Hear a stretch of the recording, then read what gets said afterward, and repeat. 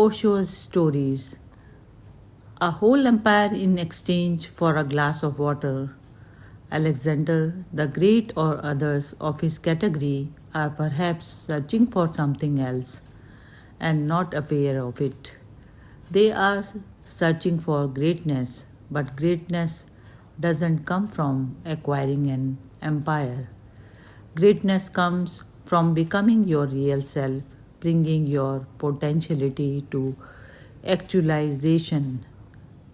When Alexander the Great came to India, one sannyasin asked him, "Why are you torturing yourself, running all over the world, wasting your life? What is the purpose?" Alexander said, My purpose is to conquer the whole world."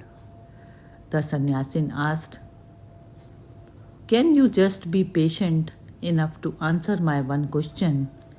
If in a desert you are lost, thirsty, and hungry for many days, and I come with a glass of water, how much of your empire will you be ready to give in exchange for a glass of water?" Nobody had ever asked such a question to Alexander. He said, "How much? If I am dying, I can give you half of my empire." The sannyasin said, "But I am not willing to sell for half an empire." "Then you can die. I need your full empire, the whole empire, as I am giving you the whole glass of water." Alexander said, "Perhaps in such a situation I may be ready to give you the whole empire and take one glass of water." The sannyasin started laughing. He said, "Then it is better you go home. Don't bother about this empire. Its value is not more than one glass of water." But these people, Alexander the Great, or others of his category, are perhaps searching for something else and are not aware of it. They are searching for greatness, but greatness doesn't come from acquiring an empire. Greatness comes from becoming your real self, bringing your potentiality to actualization. It may be a grass flower, it may be a lotus, but nature makes no difference. When the sun rises, it doesn't dance longer on the lotus. It doesn't ignore a grass flower and say, "Be out of the way, you untouchable, you Shudra. I am here for the lotus flowers, the roses." When the rain comes, it doesn't make any distinction, any discrimination. When the wind comes, it makes no distinction, no discrimination. The real question is not whether you are a rose or a lotus flower or just an unnamed grass flower.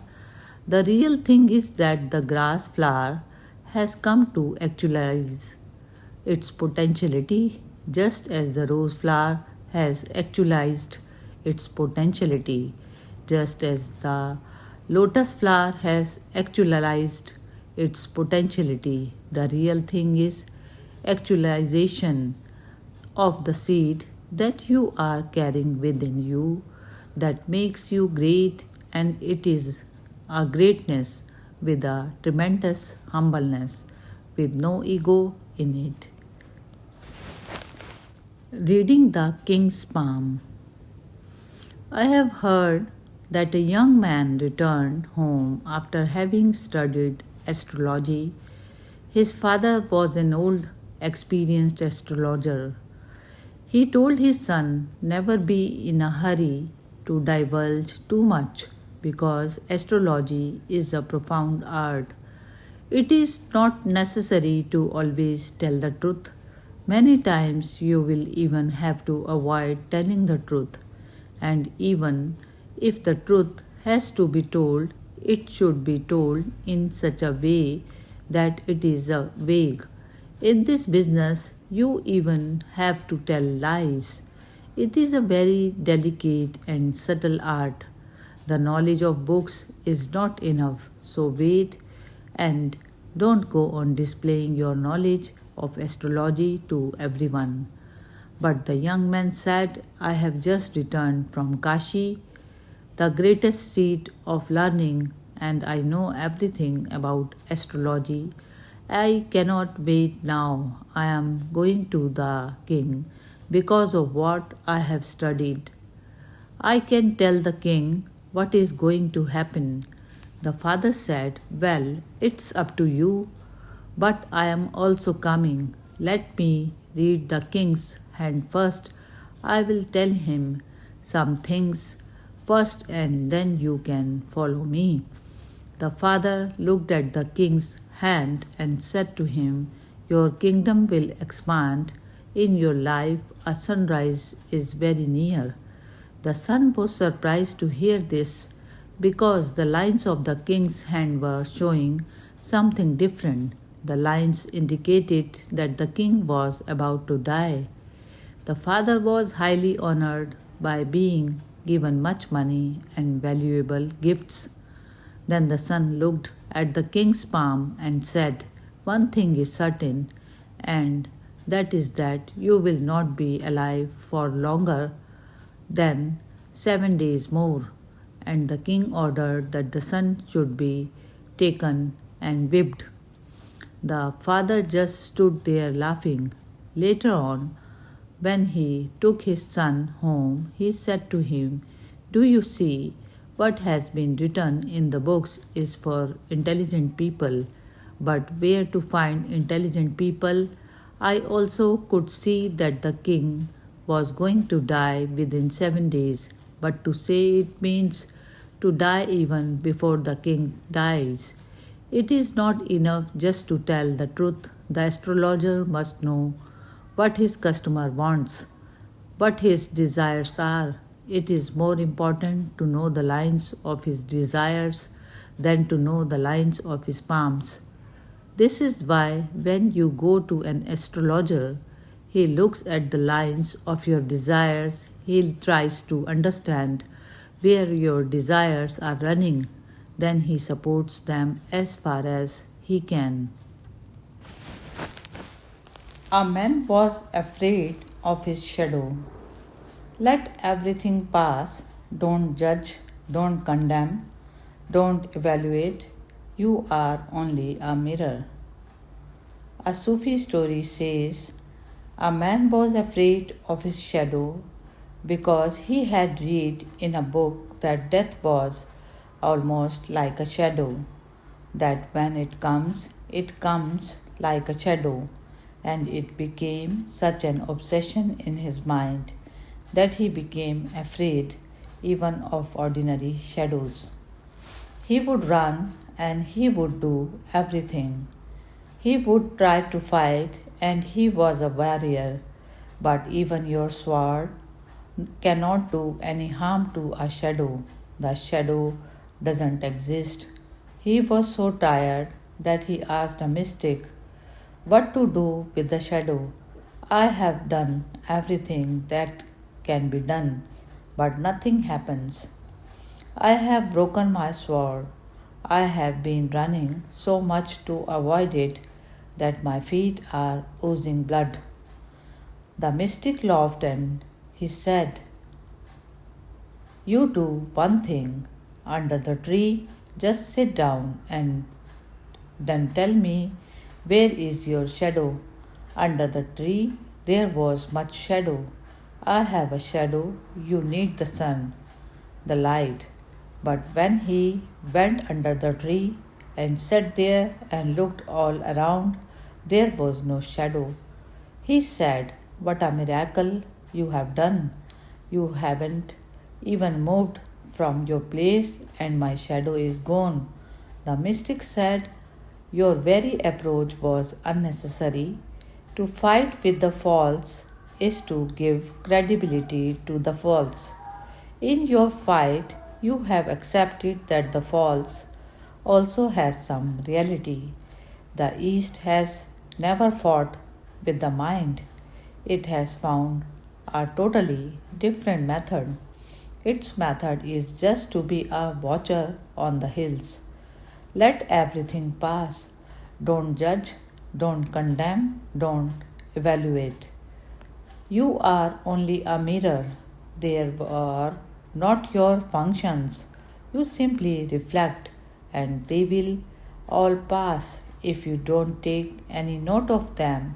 If you can ignore them, they will stop coming to you. They don't want to be uninvited guests, perhaps because of the old habit. For a few days, they may continue, but you will be able to see that the traffic is becoming less and less. Otherwise, it is 24-hour rush hour. Once the mind is silent, empty, spacious, you have found the golden key, master key, which opens all the mysteries of life, love, of truth, of eternal life. The fish searching for the ocean. God is the ocean you are in, because God is another name of life. Excuse me, said the ocean fish. You are older than I, so can you tell me, where do you find this thing they call the ocean? The ocean, said the older fish, is the thing you are in now. Oh, but this is water. What I am seeking is the ocean, said the disappointed fish as he swam away to search elsewhere. This is an old parable, but this is one of the beauties of parables, that they never become old, they always remain relevant, because the parable is about you, not about the fish, not about the ocean. Everybody is searching for truth, everybody is searching for God, everybody is searching for the miraculous, the mysterious source of life, and the situation is the same. The younger fish is asking the older fish, where is the thing they call the ocean? I hear so much about it. And the older fish said, you are in it. And naturally, the younger fish said, but this is water, and I am searching for the ocean. She was so disappointed that she said, it is better to go away somewhere else to find the truth, what the ocean is. God is the ocean you are in, because God is another name for life. You are breathing God in and out every moment. It is God who is beating in your heart. It is God who is flowing in your blood. It is God who is your marrow, your bones, your intelligence, your very consciousness. But because the fish is born in the ocean, it is so close, she thinks this is only water. This is only air that you are breathing in and out, and people are searching just like the fish, and they will never find unless they stop searching and just start looking at what they are, what their consciousness is, what their life is, and they will be surprised that there was no need to go anywhere. All that they were searching for, they were surrounded by on the outside, and they were filled by it in their innermost being. The whole existence is God. It is the religions which have created the fallacy that God created the world. So they have given you an idea that the world and God are two, so that you will have to search for the Creator. I want you to destroy that duality completely. God is not the Creator but the creation itself.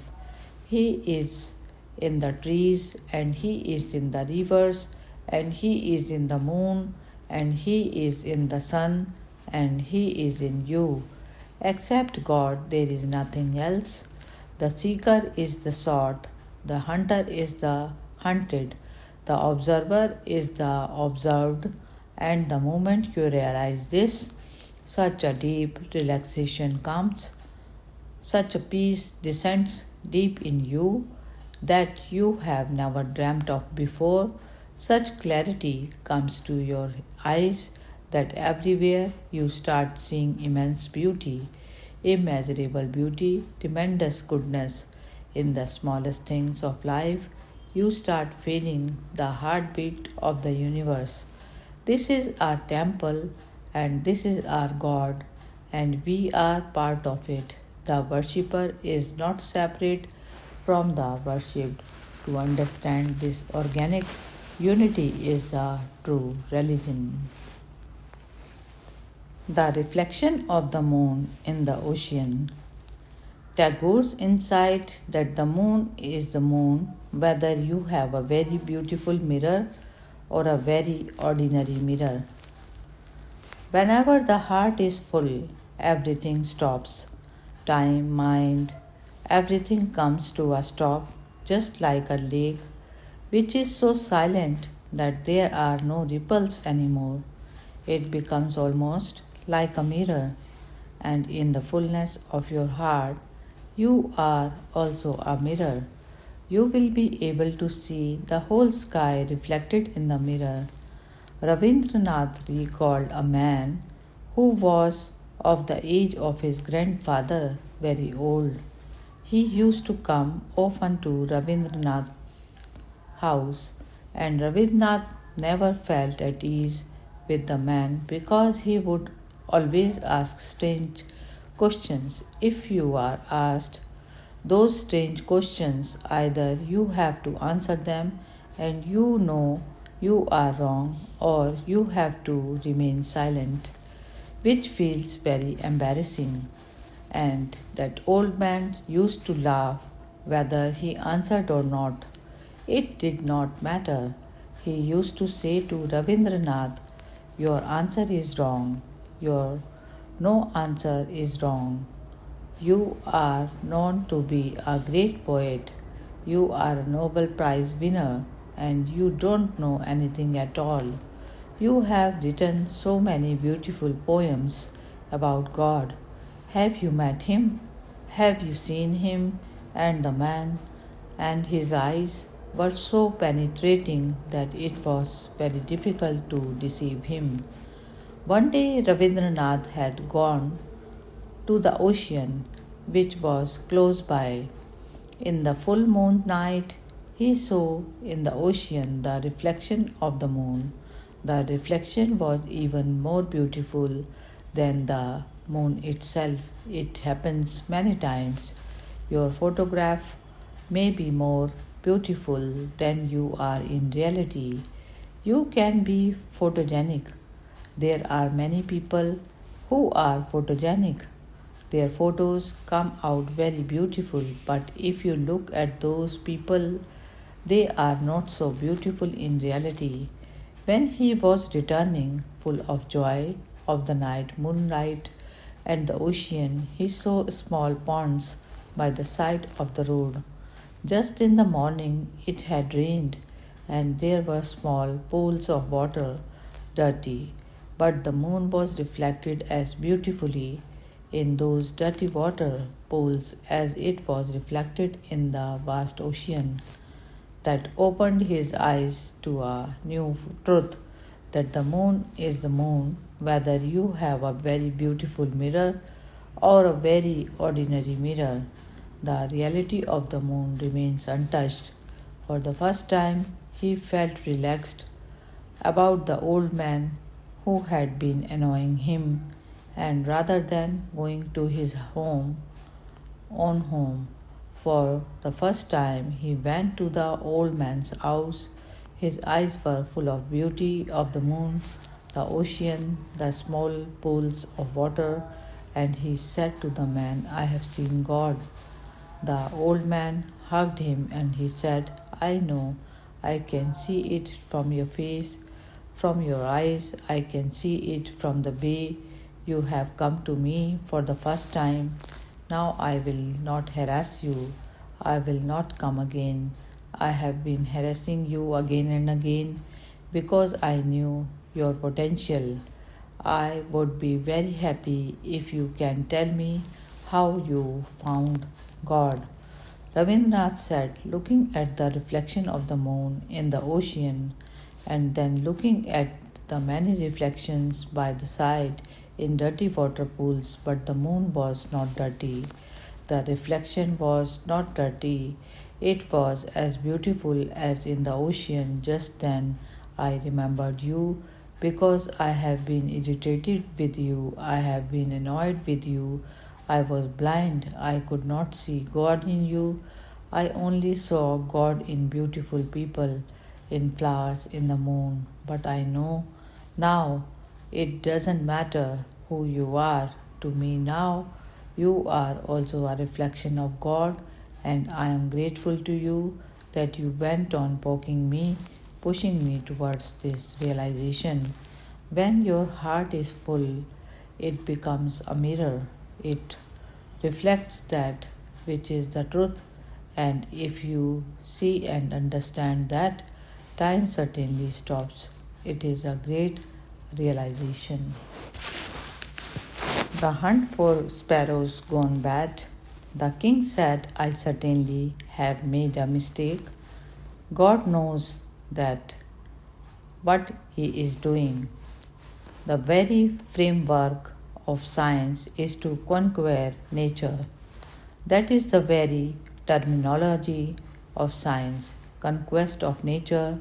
We have to overpower nature and we have to destroy all mysteries of nature and we have to find all the keys of power wherever it is. But the very idea takes you away from nature, makes you antagonistic to it, and becomes destructive. The ecology of the earth has been destroyed by this power seeking. In the outside, in the inside, both the natural rhythm of life is disturbed. I have heard a very unusual idea occurred one day to Frederick of Persia. He was in the country when he saw some sparrows eating some grains of wheat. He started to think and reached the conclusion that these small birds consumed 1,000,000 packs of wheat a year in his kingdom. This cannot be allowed. They have to be either conquered or destroyed. Since it was difficult to exterminate them, he promised a prize for each dead sparrow. All Persians became hunters, and soon there were no more sparrows in the country. What a great victory! Frederick of Persia was very happy. He celebrated the event as a great conquest over nature. The king was very happy until the following year when he was told that caterpillars and locusts have eaten the crops because without sparrows the whole rhythm of life was destroyed. Sparrows go on eating caterpillars and locusts. There being no sparrows, the whole crop was destroyed by caterpillars. Then it was necessary to bring in sparrows from abroad. And the king said, I certainly have made a mistake. God knows what he is doing. The great scientific minds of this century are coming by and by, slowly, reluctantly, to recognize that a great mistake has been done. The very desire to be powerful is against nature, because the very desire to be powerful is antagonistic. Why do you need to be powerful? You must be thinking in terms of destroying somebody. Power is needed to destroy, power is needed to dominate, power is needed to conquer. A glass of orange juice. Whatsoever you believe becomes effective, says Osho. You see only that which you are looking for. Trusting a Buddha or a Mahavira or a Jesus, Jarasthura, is nothing but opening yourself. The very idea that higher beings than you have existed, walked, lived. Higher beings are possible. It is not impossible to be a Buddha. The very notion and a ray of light enters in your being, and that light starts transforming you. Your very chemistry changes. Hence, all the religions insist on trust, Shraddha, faith. It has nothing to do with superstitions, it has nothing to do with theological beliefs. It is just an opening of the heart. If you don't believe, if you insist that roses don't exist, then even if someday you come across a rose bush, you will not believe. You will say, there must be some illusion. Somebody is playing a trick, or I am a mirage, or I am dreaming, because roses cannot exist. In the first place, if you don't believe in the existence of roses, the very possibility is you may come across them, and you may not look at them, because we look only at things we believe are possible. We go on passing indifferent. Whatsoever you believe becomes effective.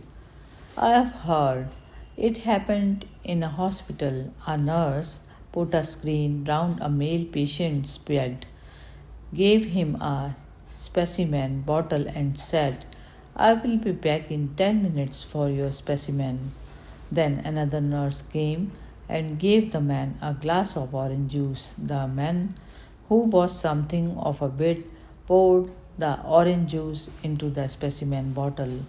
When the first nurse came back, she took a look and said, this specimen is a little too cloudy. So it is, agreed the patient. I will run it through again and see if I can clean it up. And as he put the bottle to his lips, the nurse fainted. Just your belief, just the very idea. What is this man doing? He was simply drinking orange juice. But once you believe a certain thing, it becomes effective. Now the nurse is thinking he is drinking his urine. It is only in her idea, but ideas are great realities.